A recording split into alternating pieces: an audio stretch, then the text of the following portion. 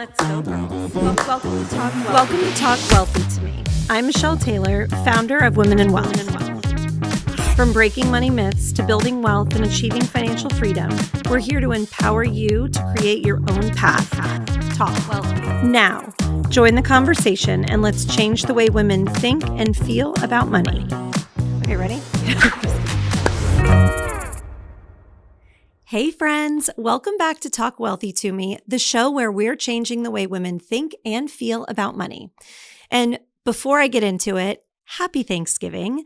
I hope that you're listening to this, preparing a day and a meal that you will find yourself surrounded by friends and family and so much love.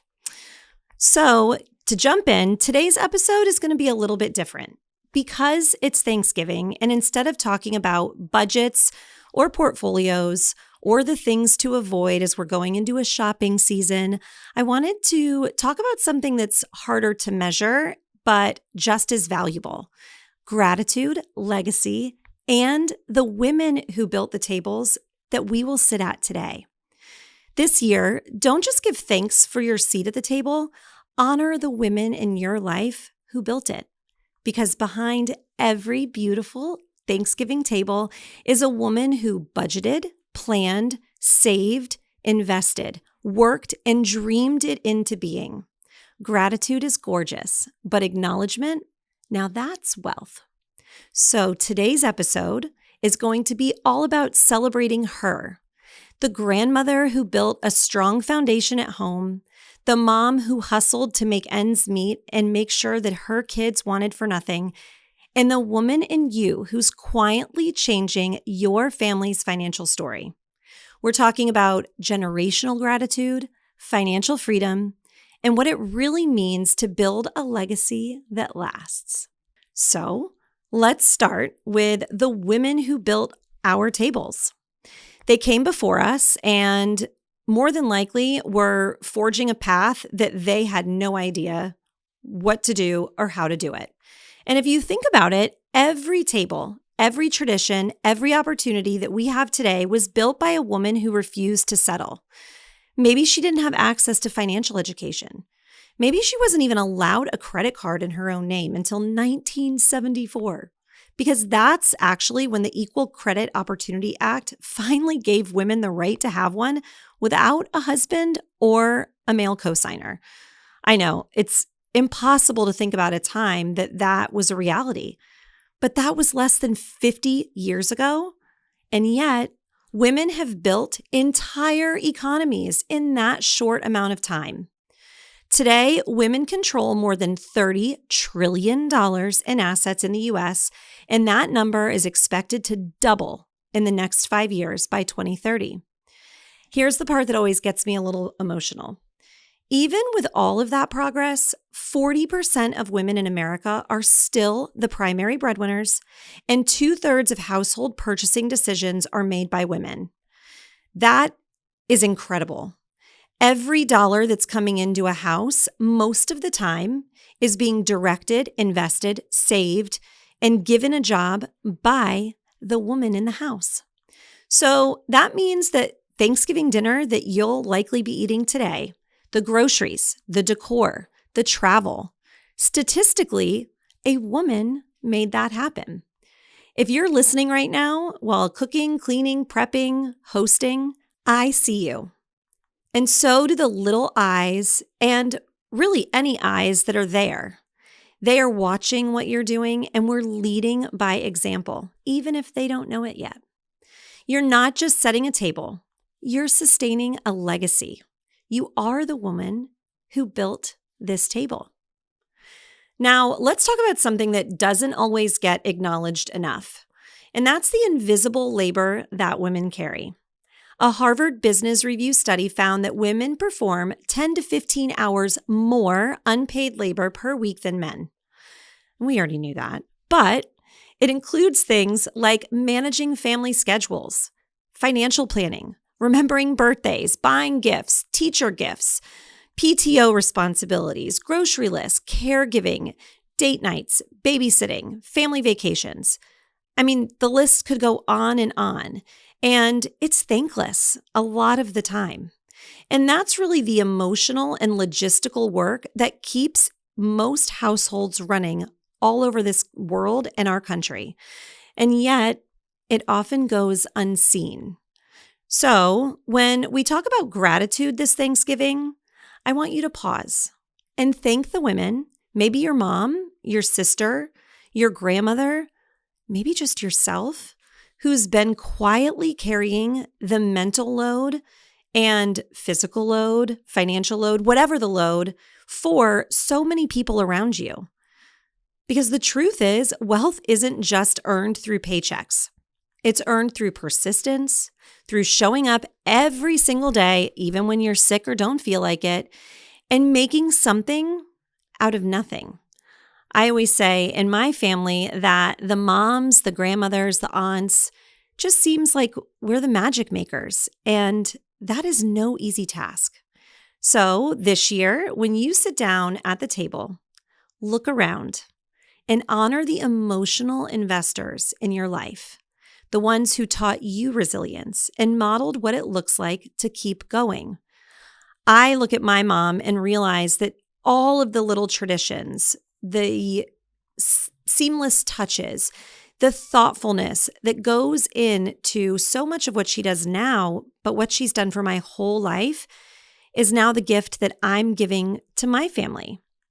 And that is wealth.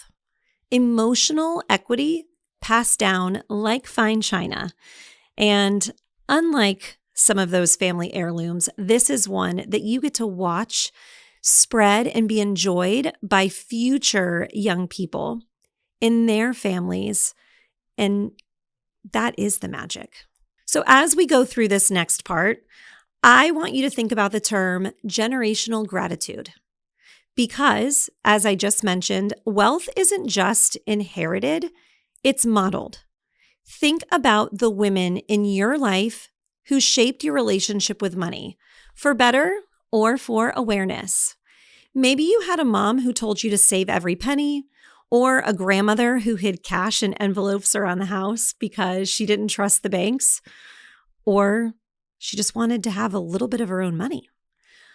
Or maybe an aunt who said, never depend on anyone else for your financial security. That's one that hits home for me because that's one of the most priceless gifts that I was given by my mom. Growing up as a child of divorce, I was lucky that my parents got along and worked really well at co-parenting, but they approached things very differently. And I admired my mom for teaching me that this beautiful future and life that I wanted didn't have to come as a gift or something that was inherited through a marriage. I could have the life that I wanted simply by going after it, not letting anything stand in my way. In fact, I remember when I was first married, my husband, Jason, was not home and we were trying to move a mattress upstairs. And he walked in the door and he caught me in the act of literally pulling a mattress up the stairs all by myself. And he laughed and said, "What in the world are you doing?" And I smiled because I knew that my mom, without having my dad in the house, had to figure things out. And I cherish that about myself. So it's important to remember all of these little things that you're being taught and you're doing are leaving fingerprints or impressions on your financial DNA. It happened to us, and it's something that we're doing without realizing it to so many of the other women in our lives, whether friends, cousins, neighbors, but even more importantly, daughters, nieces, sisters, aunts, mothers, grandmothers. And according to a Fidelity 2024 Women in Investing study, 78% of women say that their mothers not only influence how they show up at a Thanksgiving dinner, but also how they handle money. And nearly half of Gen Z women say they're determined to break family money patterns because of that statistic. So there's good and bad. And I think that we all need to remember that. It basically means that you are the bridge between what was modeled for you and what you'll model for the next generation. You are allowed and empowered to take what serves you and leave behind what doesn't. You are creating a legacy, and oftentimes that legacy is starting at the dinner table. So as you gather this Thanksgiving, take a moment, talk about things that maybe are a little uncomfortable. Talk about wins, failures. Share your money stories. Share the wins, the lessons, the turning points. Normalize those conversations. That's how generational wealth and generational wisdom are built. And in a time where sitting down to a meal isn't happening as much as it used to, this is even more critical. When you are in a space where there are more than one of you, talk about something that someone else can learn from, and hopefully they will do the same for you. I promise you, they're sitting on the phones, they're not really acting like they're paying attention, but they are. And give them something to think about and maybe pull out of their back pocket in a time when they need it most. And it'll give them a reason to smile because they'll remember that you're the one that gave it to them. And that is the legacy that we all want, even if we don't realize it. Now, let's talk about the modern woman. You, the woman building her own table, because some of us weren't handed a seat. We had to build the table from scratch. The business you started, the debt you paid off, the boundaries that you've set around money, the change in how you approach money, whether in your own family or with your friends, or starting to invest when no one ever taught you how. That is wealth. Here's some data that will prove how far we've come. Did you know that in 1972, only 4% of U.S. businesses were owned by women? Today, 42% of all businesses are female-owned, generating $1.9 trillion a year. That number is astonishing and impressive. We are doing all of the good work, and it is important to keep it going because women now make up nearly 60% of college graduates, meaning we're more educated and more financially capable than any generation who's come before us. The things that our grandmothers, great-grandmothers, other women in history that we've spent our lives learning about, were begging for the chance that we now have. And that alone should create excitement and a sense of urgency. Because half of women today still say they feel unprepared to manage wealth. Now, that's where education and empowerment come in.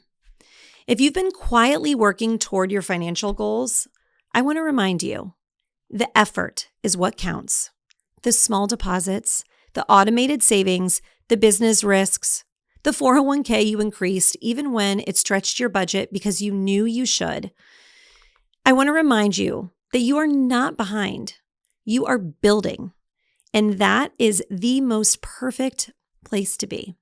If you've been waiting for a sign to finally take your financial education seriously, this is it. This is your sign. Give yourself a gift this Thanksgiving, because as we celebrate abundance, I want to invite you to take one step closer towards your financial confidence shooting through the roof. Now, you may be thinking, great, sign me up. How do I do that? Well, I have an idea. This Black Friday, we are going to be offering a special code for Finance 101, and that's the new course that I have just rolled out. It's for anybody that is unsure of where to start, how to build, what to do next. It's really everything I wish women were taught in school. It's budgeting, it's saving, it's investing, how to handle credit, and truly the psychology of money, but all in plain English. Because really, building financial security starts with a strong foundation. And remember, you're writing the map for future generations that come behind you. Wealth isn't reserved for somebody else. It is right there, waiting for the women who are ready to build. Now, let's talk about legacy. And, that's something that oftentimes people don't realize is important to them until they're well through their journey and have probably missed out on a lot of time to compound what that legacy can look at. The tables that we are building for those who come next are counting on it. Because at the end of the day, wealth without wisdom or intentionality simply doesn't last. Research from the Williams Group found that 70% of families lose their wealth by the second generation, and 90% lose it by the third. If you're like me, I read that and thought, why is this happening? And the answer is simple. Because financial education doesn't get passed down with those dollars. Legacy is not just about assets. It's about awareness. How do you treat them? How do you deploy them? How do you keep the legacy growing and not just celebrate and overspend or recklessly go after things that aren't going to be important to you in 6 months or a year? This is about awareness. It's about the values and the conversations that you're leaving behind. So this Thanksgiving, let's start a new tradition. Why don't you think about sharing one lesson that you've learned about money, good or bad, with your children or nieces, anybody that you think you can make a difference in their lives, save them from missing out on opportunity because they don't know. Talk about why you save, not just how. Explain it in terms that they will understand. I love to say, when you're talking about money, explain it in a way that you would as if you had crayons in your backpack. Don't overcomplicate it to sound smart or to impress someone. Give them something that they can take with them and pull out of their pocket and be thankful for the conversation.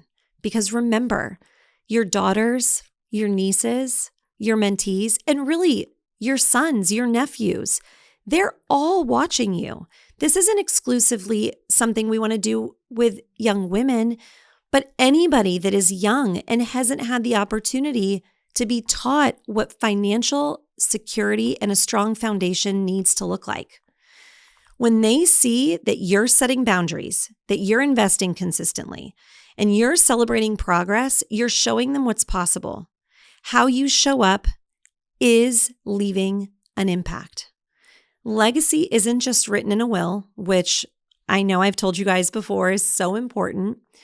But in this regard, it's something that I want you to remember is being built by your daily habits. Small, intentional acts that over time compound to make a big difference, just like money when it's working for you and not for somebody else. All right, we've all got a busy day. Lots of things happening this Thanksgiving. So let's close with something simple but powerful. Remember that gratitude is a wealth strategy. Research from UC Davis found that people who regularly practice gratitude experience higher optimism, better sleep, greater self-control. And I don't know about you, but all of those factors seem really important in the moment and also to improving financial decision-making as a whole. Gratitude literally rewires your brain for abundance. And that is something that you can control and take action on immediately. When you give thanks this week, go beyond the